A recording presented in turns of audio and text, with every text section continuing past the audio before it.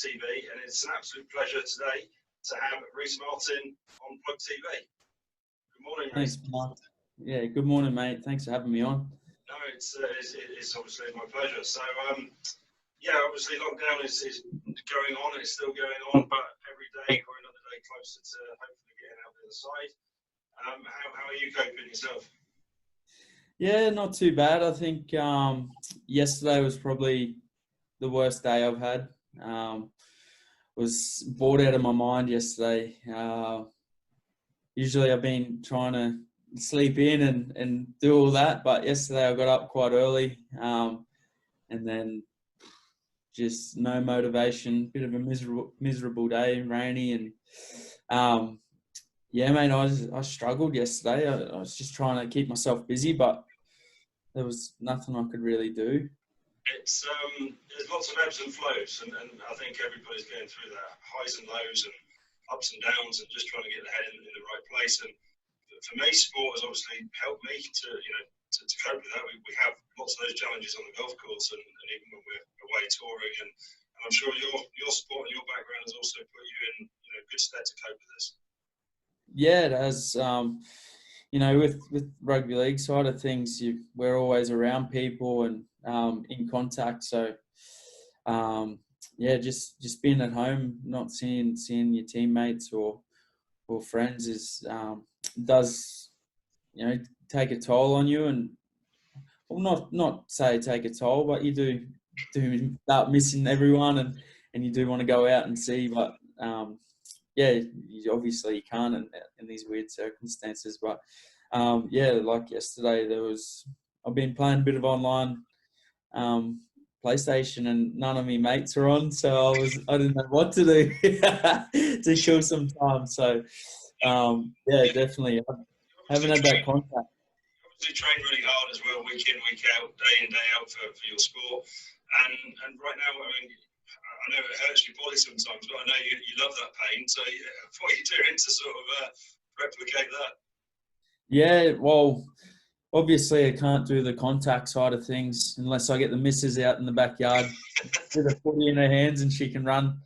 But we might end up in the hospital where you don't want to be right now. So really just training wise for me, the club leads have sent some weights out to everyone that needed them. Obviously I've just moved here, so I don't have any of that stuff. So it was good that they could get some weights out for me. I got some dumbbells and some plates and a bar where I can get some lifting in, and they also sent me out a watt bike. So the watt bike's been my saviour, I think. Just with the cardio and the fitness side of things, it's just easy for me, very convenient. I can just go in the garage and jump on the bike for, an hour is quite long on that thing. So, Finding Leeds, I mean, I'm relatively new to the area. I've been up here about nearly 2 years now myself, and I love it. How are you enjoying it? Yeah, I love it. The weather's the last month has been outstanding, I think. And the change of the seasons where it's starting to get green and all the flowers are out, and it's absolutely beautiful. Winter was an experience for us. The cold for the first time, really enjoyed it. I was so excited to get over and experience a proper winter. We got some snow, which was outstanding for us. I got up quite early that morning, and I was screaming at Vanessa, my partner, to get up and look at the snow. I was just so excited. I was out the front with throwing it up, but everyone else that was growing up around it didn't want to borrow it. Didn't want to.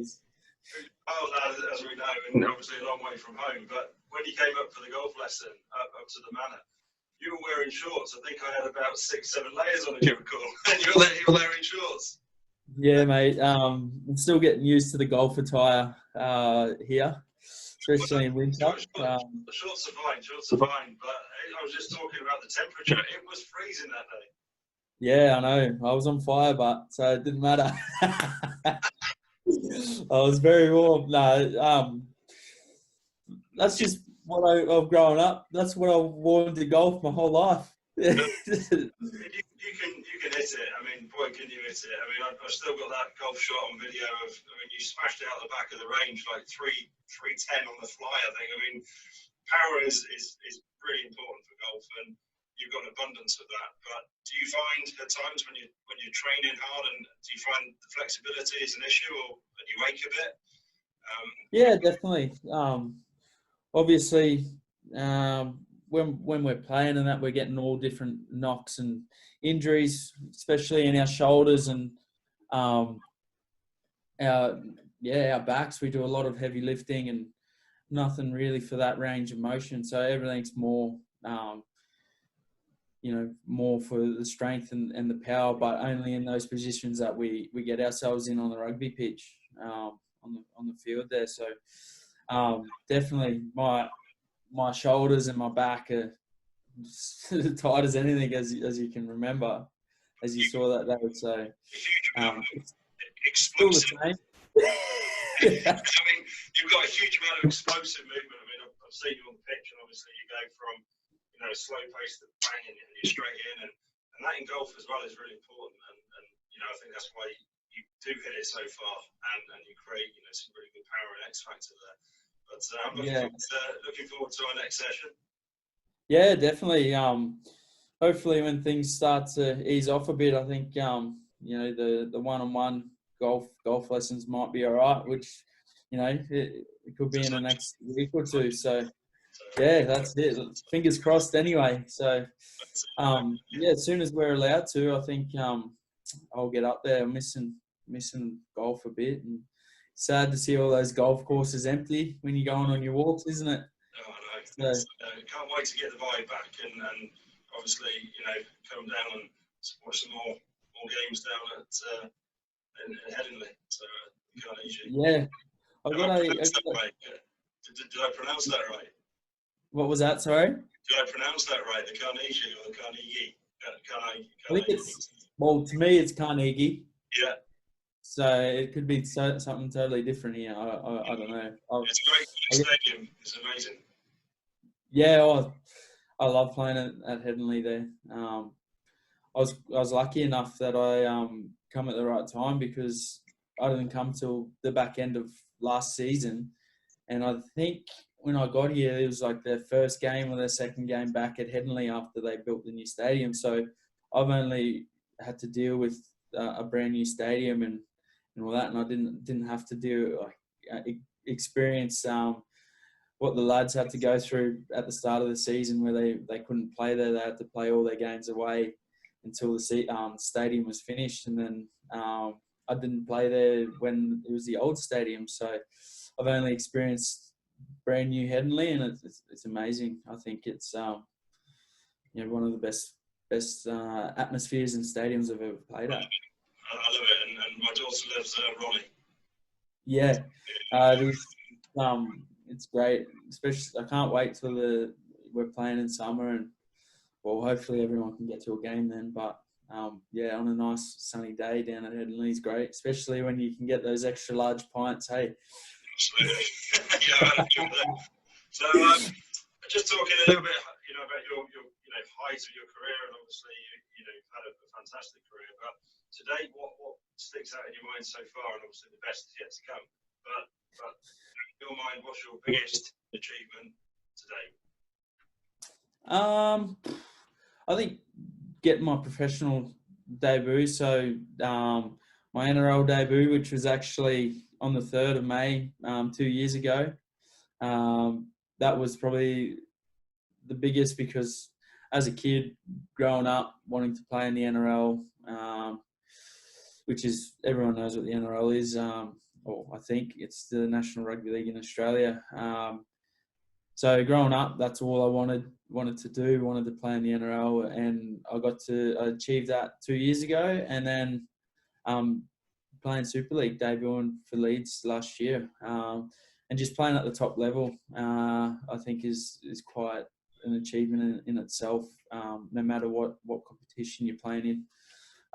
So that's definitely one of the biggest, and then playing for my country, my heritage. So my father's Papua New Guinean, and I get to represent PNG in the international stage. So that's an honour, and I got named captain last year, so I got to captain them for the first time, which is absolutely massive, especially in PNG, because rugby league is the national sport there, and every single person loves it. So to be captain of the PNG Commonwealth is, definitely a career highlight for me. Oh, thanks so much for sharing that with our viewers. I mean, motivational and inspirational at this time, I think, is so important. So thanks for that, Rhyse. It's been class. No, definitely. There's all a number of other little achievements along the way, but I think when you get to achieve childhood dreams and some big achievements personally, it makes it all worthwhile. Especially down to, I mean, obviously, golf and rugby are very, very different.